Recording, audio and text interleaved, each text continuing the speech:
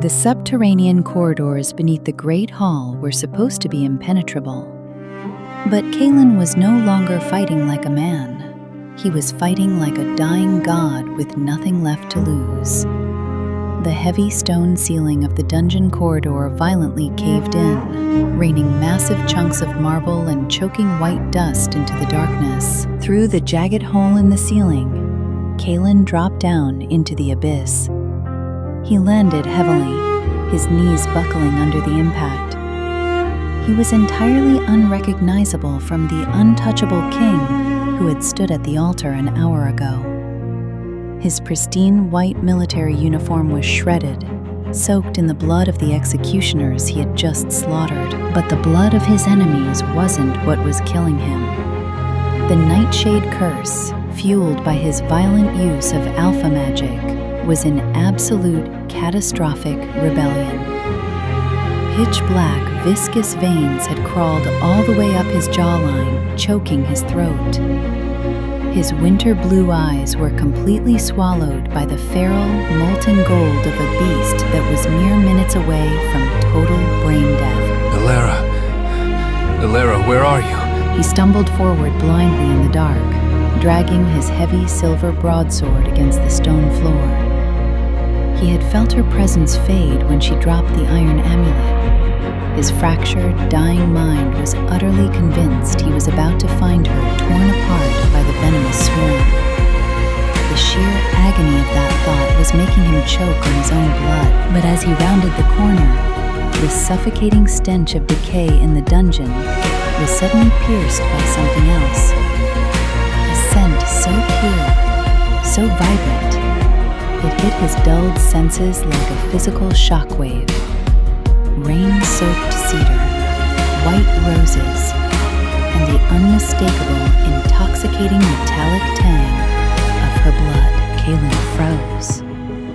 His silver broadsword slipped from his blood-slicked fingers, clattering uselessly against the stone. 30 feet down the corridor, standing amidst the melted wreckage of the iron cell, was Elara. She was alive. She was unhurt. And she was looking at him with eyes full of overwhelming, desperate love. You're breathing. You're alive. The absolute, terrifying apex predator of the South didn't run to her. His body simply gave out. The adrenaline that had kept him fighting an entire army evaporated in a fraction of a millisecond. Kaelen's knees hit the cold stone floor with a heavy, echoing thud. He didn't have the strength to stand. He crawled toward her. The Southern Wolf King dragged himself across the damp, dirty stone, his massive shoulders shaking with violent, uncontrollable tremors.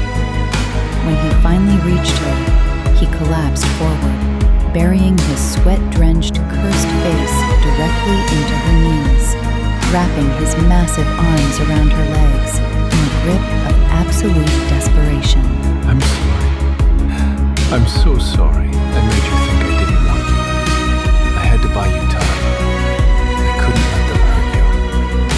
He was weeping. The monster who had just massacred the High Council's elite was sobbing openly against her torn dress, his feral, golden tears soaking into the fabric. He was begging for forgiveness from the only woman in the world who had the power to destroy him. Shh. I know, Kaelen. I know everything. I know you walked into hell just to keep me safe.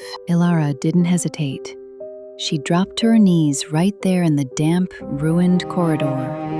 She threw her arms around his massive, shaking shoulders, pulling his cursed, burning body flush against hers. In the depths of the darkest dungeon in the world, the ultimate misunderstanding was finally beautifully shattered. They held each other in the ruins, perfectly designed to save each other, ready to face the storm raging above.